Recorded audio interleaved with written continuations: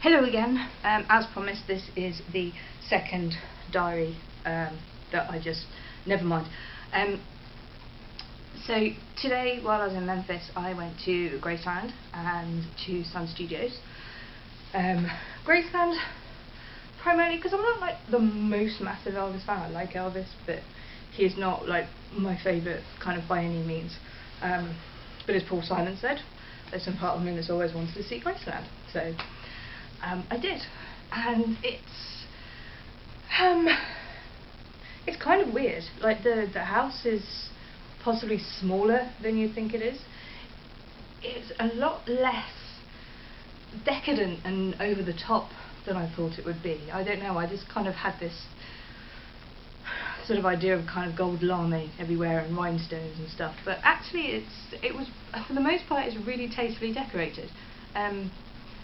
Admittedly kind of tasteful for the last time it was redecorated in the 1970s, but you know, basically pretty good. And it was interesting. I found out stuff about him that I didn't know. Like I had no idea about all the kind of massive amounts of money he gave to charity and things like that. That was a surprise. Overall, it was very interesting. And just for reference, there's my ticket. See, look, I really went. I have one quite amusing moment. I was in the gift shop, obviously, and basically, if you can think it, they have found a way to put Elvis Presley's head on it, or a guitar on it, and are selling it in one of the 6 merch stops, and it might even be more than 6, they have loads of them. But they, you know, you think it, they've got it. And I was kind of, you know, oh, this is crazy, look at all this Elvis stuff you can get. And then I thought, I'm standing here in a TARDIS t-shirt, and I have a TARDIS cookie jar at home, and I have TARDIS sheets on my bed, and that maybe people in certain fandoms in certain glass houses shouldn't really be throwing stones. So that was my kind of amusing little mental moment from there. Actually, before I went to Graceland, I went to Sun Studios, and it was incredible, absolutely incredible. The like you get like a little talk, and there's a place sort of where you can see like lots of memorabilia from back in the day, and sort of the original equipment that they used, the first pieces that Simon bought that you know, he first started recording on, and you get the history of the studios and Sam Phillips, and sort of how it all started, and you hear some of the early recordings, and it was absolutely fascinating. Oh yeah, again, ticket, proof, I actually went there.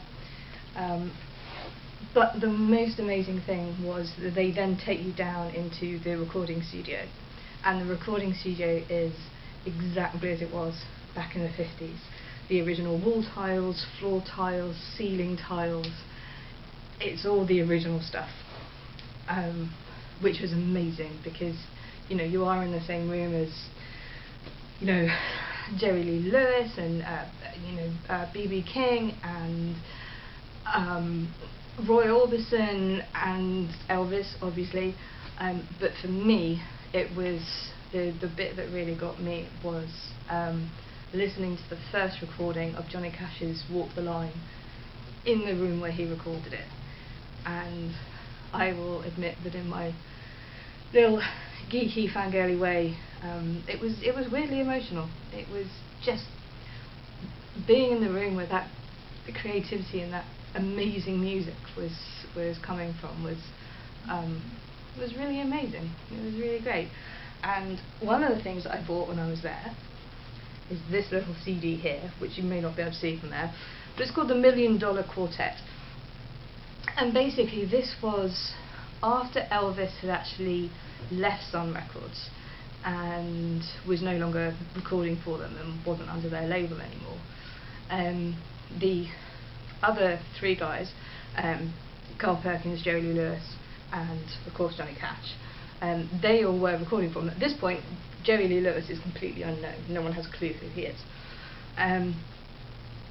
Anyway, the 3 of them are in the recording studio doing stuff.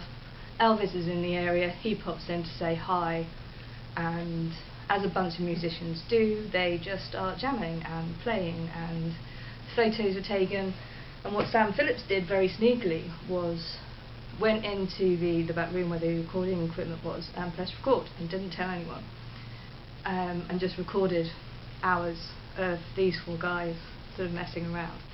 And it didn't see the light of day. It was kept hidden, it was kept secret, and it didn't see the light of day until, I think she said, about 2003. Now, of course, because Elvis wasn't actually signed to Sun Records anymore, it was, you know, breach of contract, breach of everything for him to have been recorded by Sun Studios. But when it came to light, Sun Studios and the Elvis estate kind of got together and agreed that it could be released, and that's what I picked up. So I'm really looking forward to listening to that. I think it's going to be really very cool. So that's it. That's my day today. Tomorrow morning at about 6:30 I get on a train and head up to New Orleans, where I have about a week. I've just noticed by pushing my glasses up this often that I probably need to get them tightened, because I'm irritating myself doing it. Oh, and I changed places because I watched the last video and there's a weird light streak next to my head which looks like an alien invasion but isn't. So I've just changed where I'm sitting, and yeah, I'm pretty sure that's it. This will be my last one that I record in Memphis. If I have an exceptionally good night tonight, I'm sure I'll update you on all about that, but I will probably do that once I'm in NOLA. So that's it for me. Cheerio.